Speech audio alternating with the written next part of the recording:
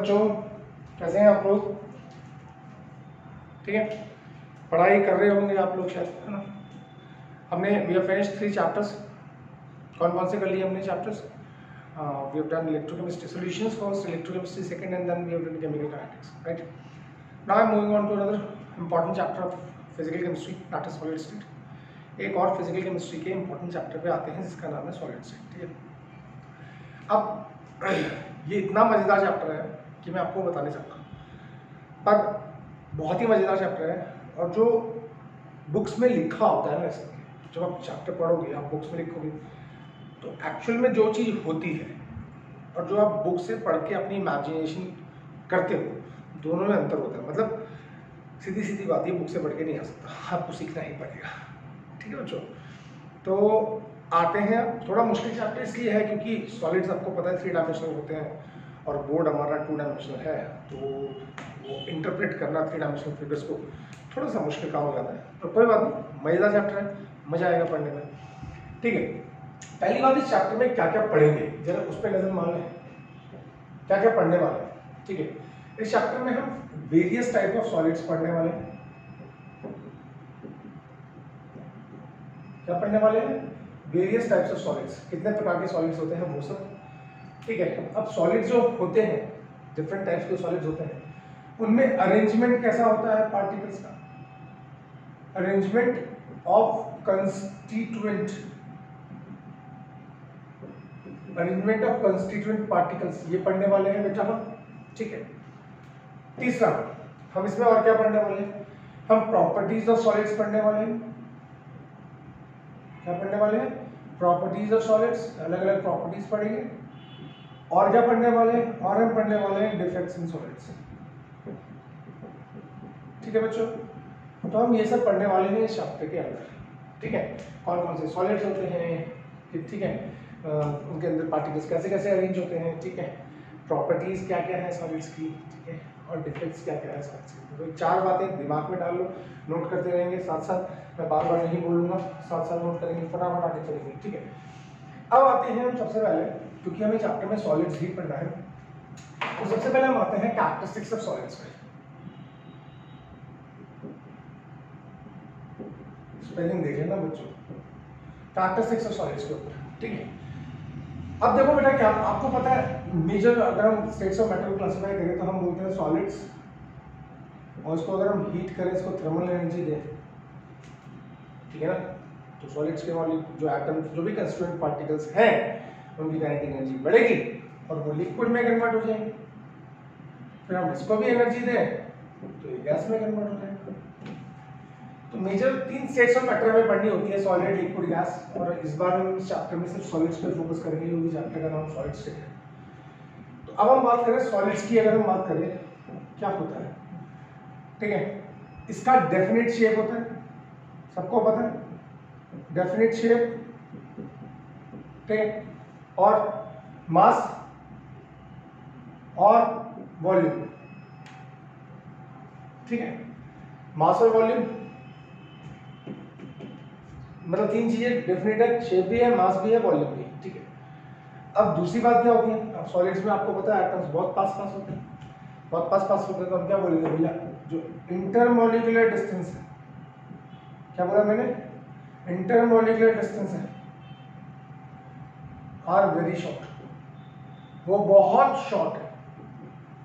जो intermolecular distance हो गए वो बहुत कम होंगे। क्यों? क्योंकि कंस्टिट्यूएंट पार्टिकल्स पास पास है, लिक्विड्स में थोड़ा दूर, गैसेस में बहुत दूर, है ना, तो कंस्टिट्यूएंट पार्टिकल्स बहुत। अब क्योंकि जो पार्टिकल्स है वो बहुत पास पास है, तो इसका मतलब उसके अंदर फोर्सेस ऑफ अट्रैक्शन ज़्यादा होगा। आपको पता है कि सॉलिड्स के अंदर जो फोर्सेस ऑफ अट्रैक्शन होते हैं वो लिक्विड्स और गैस से बहुत ज़्यादा होते हैं। तो इंटरमॉलिक्यूलर, स्ट्रॉन्ग इंटरमॉलिक्यूलर फोर्सेस। तीसरी बात क्या है, स्ट्रॉन्ग इंटरमॉलिक्यूलर फोर्सेस। ठीक है बेटा, इंटरमॉलिक्यूलर फोर्सेस बहुत ज़्यादा स्ट्रॉन्ग होते हैं। ठीक है, अब स्ट्रॉन्ग इंटरमॉलिक्यूलर फोर्सेस की वजह से क्या पार्टिकल मूव करेंगे इसके, बोलो, क्या पार्टिकल मूव करेंगे इसके? नहीं, पार्टिकल, भाई लिक्विड के पार्टिकल्स तो मूव कर सकते हैं, गैस के तो और भी तेजी से मूव कर सकते हैं, क्या सॉलिड्स के पार्टिकल मूव करेंगे? ठीक है, particles can not move, obviously बात है।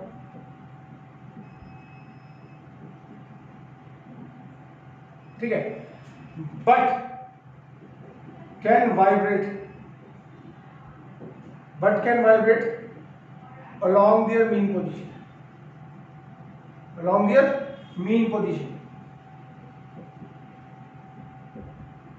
जैसे फॉर एग्जाम्पल मैंने बोला ये सॉलिड है, इसका एक कंस्टिट्यूएंट पार्टिकल, ये दूसरा है, ये तीसरा है।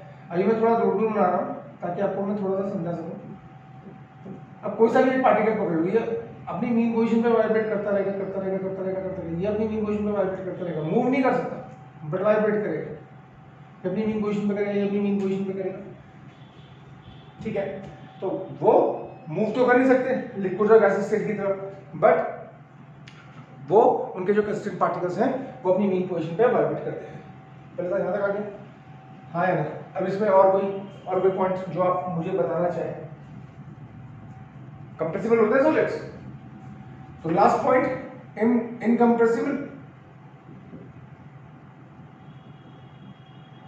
इनकम्प्रेसिबल एंड रिजिड होते हैं ना, हाँ है ना। तो पहली बात ये होते हैं सॉलिड स्टेट्स की बात, हमने प्रॉपर्टीज पढ़ ली, तो इतने ये सॉलिड स्टेट्स की प्रॉपर्टीज है। तो क्या है, एक बार रिवाइज कर लेते हैं फिर आगे चलते हैं। सॉलिड्स को जब हम हीट करते हैं, थर्मल एनर्जी देते हैं, तो उनकी मॉलिक्यूल्स की काइनेटिक एनर्जी बढ़ती है और वो सॉलिड से लिक्विड में कन्वर्ट हो जाते हैं। लिक्विड को जब हम और हीट, इस प्रोसेस को फ्यूजन बोलते हैं, थर्मोडायनामिक्स में पढ़ा होगा। लिक्विड को जब हम और हीट करते हैं, उनके मॉलिक्यूल्स की काइनेटिक एनर्जी और बढ़ती है और वो गैस में कन्वर्ट हो जाते हैं, ठीक है। पर अब हम इस चैप्टर में से सॉलिड स्टेट में कंपेयर करेंगे पढ़ेंगे। तो हमने बोला सॉलिड्स की डेफिनेट शेप होती है, मास होती है, वॉल्यूम होती है, उसमें इंटरमॉलिक्यूलर फोर्सेस बहुत स्ट्रांग होते हैं क्योंकि इंटरमॉलिक्यूलर डिस्टेंस बहुत कम होता है, मॉलिक्यूल्स बिल्कुल पास होते हैं, वो भी कंस्ट्रेंट पार्टिकल्स जिसको हम बोलते हैं। एटम्स भी हो सकते हैं, आयंस भी हो सकते हैं, मॉलिक्यूल्स भी हो सकते हैं, वो बहुत पास होते हैं, फोर्स ऑफ अट्रैक्शन ज़्यादा, ठीक है। फिर हमने बोला पार्टिकल्स अपनी मूव नहीं कर सकते as in liquids and gases, but they vibrate around the mean position, अपनी मीन पोजीशन पे वाइब्रेट करते रहते हैं, ठीक है। और उसके बाद हमने बोला इनकम्प्रेसिबल होते हैं और रिजिड होते हैं। चलो ज़्यादा समझ में आया। तो इधर सॉलिड्स का मतलब हमने क्या किया कि सॉलिड्स की कौन कौन सी कैरेक्टरिस्टिक्स होती है वो हमने यहाँ पे लिख दी। अब हम आते हैं क्लासिफिकेशन ऑफ सॉलिड्स पे। आते समझ में आया बच्चों? मेरे ख्याल से समझ में आया, इसमें कुछ है नहीं ज़्यादा करने के लिए। तो पहली बात इसको नोट करिए फटाफट, फिर आगे चलते हैं, जल्दी नोट करिए। चलो बेटा सेकंड पार्ट में आते हैं। सेकंड पार्ट में क्या करना है, what you have to do is you have to classify the solids, ठीक है। क्या बोला मैंने, सॉलिड्स का क्लासिफिकेशन पढ़ना है। क्या पढ़ना है, सॉलिड्स का क्लासिफिकेशन। तो आपको दिख रहा है कि मैंने लिखा हुआ है सॉलिड्स को क्लासिफाई दो पार्ट्स में करते हैं, क्रिस्टलाइन सॉलिड्स, अमॉर्फस सॉलिड्स। पहले मैं बता दूं, जो कुछ पढ़ना है पूरे चैप्टर में हमें ये पढ़ना है, they are the true solids, they are the false solids. मतलब ऑल्दो हम सॉलिड्स को क्लासिफाई कर रहे हैं एज क्रिस्टलाइन और अमॉर्फस, क्रिस्टलाइन और अमॉर्फस में क्लासिफाई कर रहे हैं, पर मेनली जो हमें चैप्टर में पढ़ने हैं वो क्रिस्टलाइन सॉलिड ही पढ़ने हैं। अब पहले आते हैं कि क्रिस्टलाइन सॉलिड क्या है। तो प्रॉपर्टी कौन सी, अगर मैं प्रॉपर्टी की बात करूं, पहली प्रॉपर्टी शेप, SHAP शेप, ठीक है। तो क्रिस्टलाइन सॉलिड वो होंगे जिनकी डेफिनिट ज्योमेट्रिकल शेप होगी।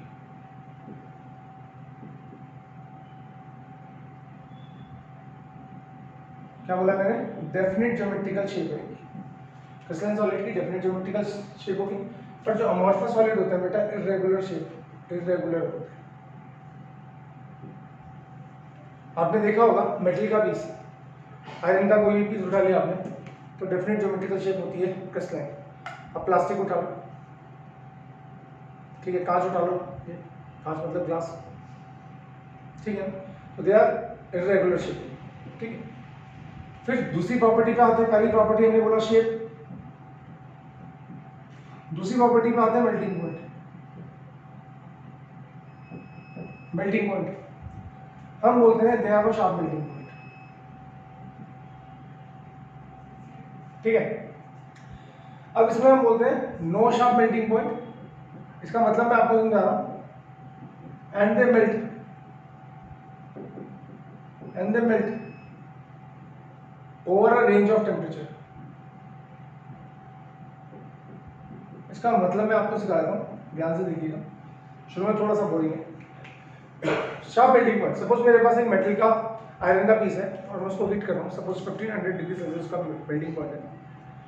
तो जब मैं उसको मेल्ट करना शुरू करूंगा, यानी कि 1500 डिग्री सेल्सियस पे जब मैं उस मेटल के पीस को हीट करूंगा, तो 1500 डिग्री सेल्सियस पे वो मेल्ट होना शुरू होगा, और थोड़ा सा टेम्परेचर ज़्यादा कर लो, सपोज 1501 डिग्री सेल्सियस पे, वो पूरा का पूरा मेल्ट हो जाएगा।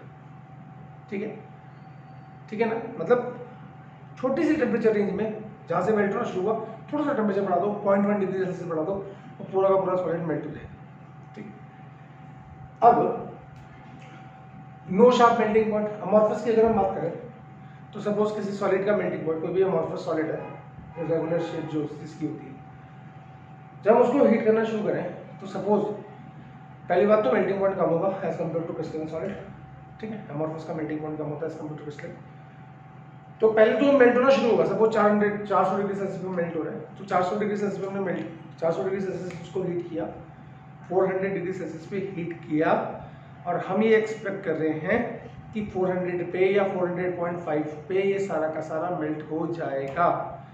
पर हम क्या देख रहे हैं कि 400 पे वो थोड़ा सा मेल्ट हुआ, फिर रुक गया, फिर हमने टेम्परेचर और बढ़ाया, 405 कर दिया, वो थोड़ा सा और मेल्ट हुआ, फिर रुक गया। हमने कहा है मेल्ट ही नहीं हो रहा है, फिर हमने 410 किया। तो स्टार्ट मेल्ट कहाँ से हुआ था, कहाँ से मेल्ट होना शुरू हुआ था, कहाँ से मेल्ट होना शुरू हुआ था 400 डिग्री सेल्सियस पे, और कहाँ जाके पूरा का पूरा सॉलिड मेल्ट हो रहा है 410 डिग्री सेल्सियस पे। तो ये रेंज है, 400 से स्टार्ट हुआ, 410 पे जाके पूरा का पूरा मेल्ट हुआ।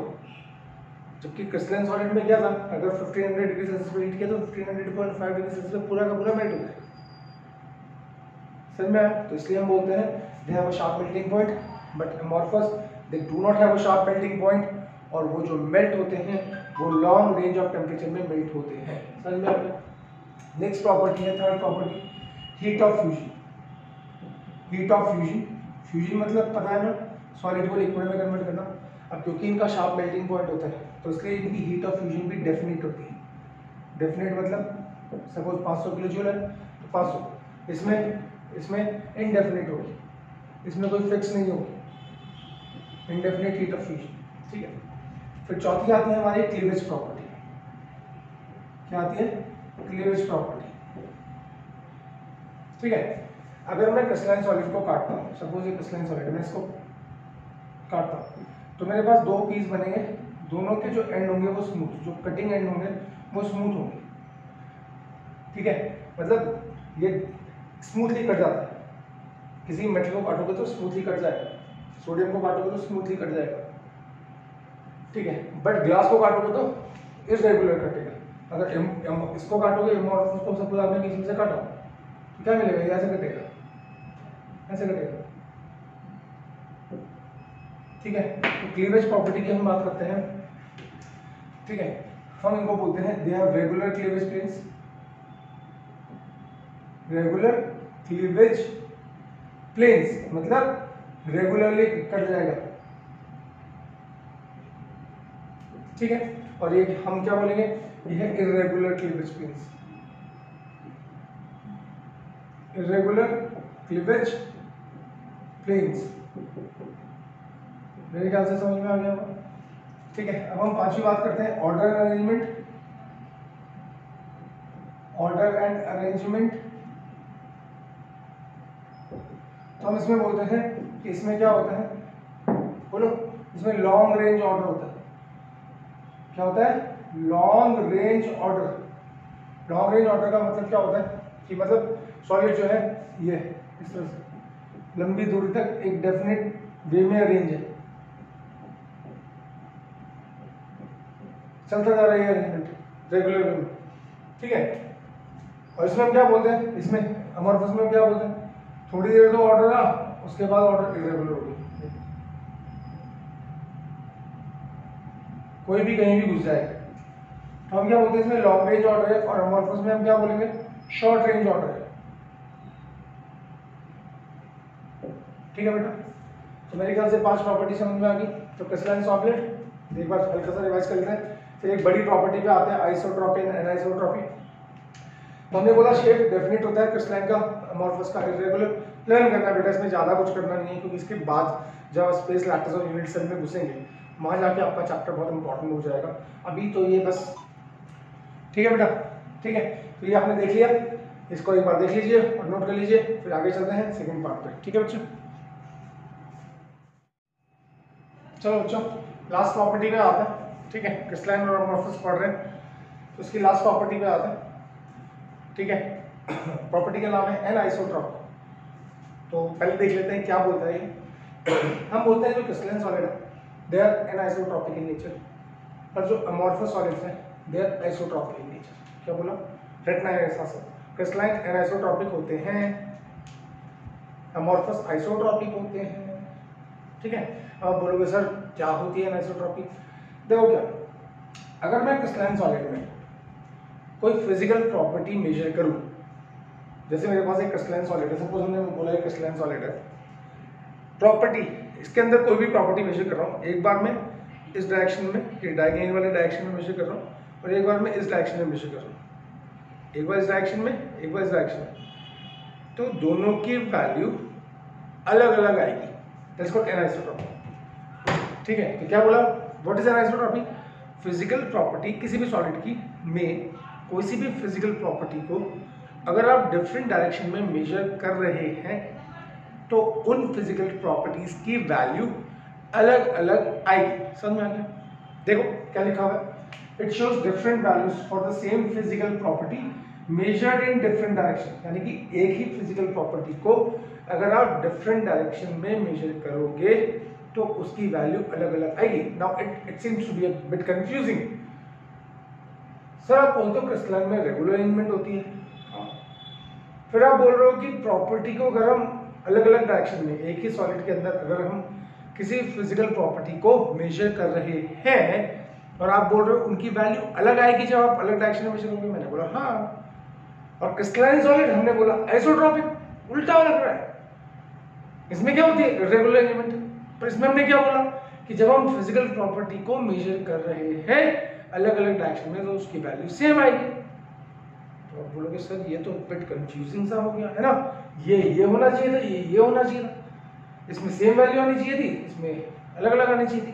पर हमने बोला नहीं। ठीक है, अब एक टर्म में सिखाता हूं। ये एक सॉलिड है और सपोज ये सॉलिड दो बॉल से मिलकर बना हुआ है, दो एटम से मिलकर बना हुआ है, एक ग्रीन वाले एटम और एक रेड ब्लैक वाले एटम।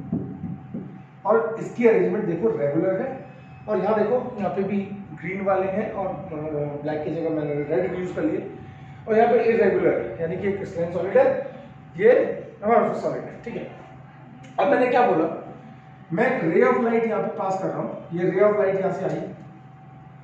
ठीक है, अब वो रे ऑफ लाइट क्या हुआ, उसने अपने आप को दो अलग अलग डायरेक्शन में डिवाइड कर लिया। एक बार वो ए डायरेक्शन में चलेगा और एक बार वो बी डायरेक्शन में चलेगी। ठीक है, इसको बोलते हैं डबल रिफ्रैक्शन। ठीक है, एक रे ऑफ लाइट अंदर आई, उसने अपने आप को दो डायरेक्शन में डिवाइड कर लिया, ए और बी।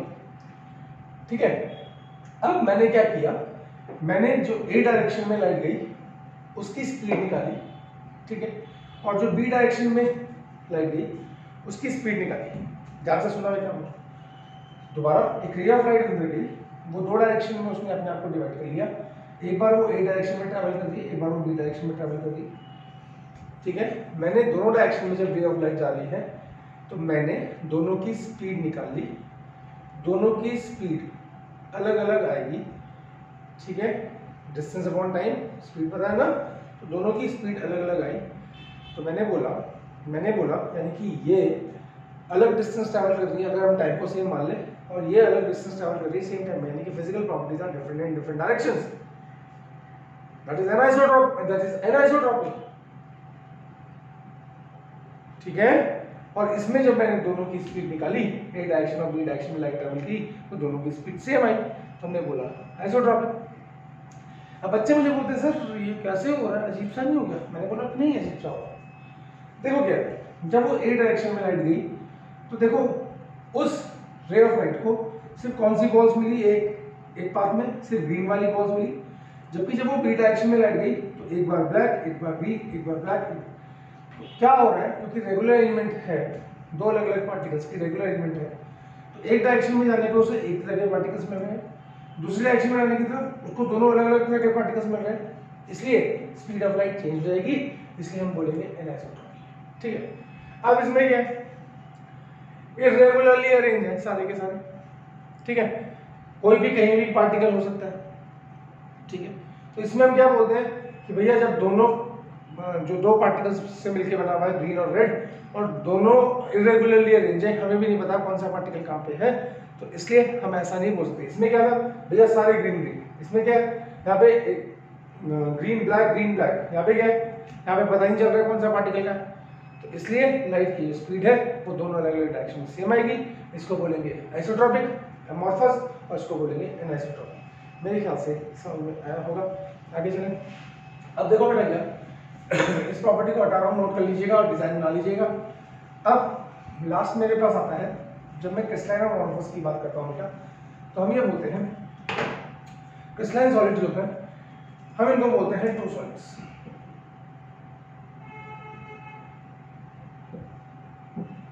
ठीक है, और इनको बोलते हैं स्यूडो सॉलिड्स।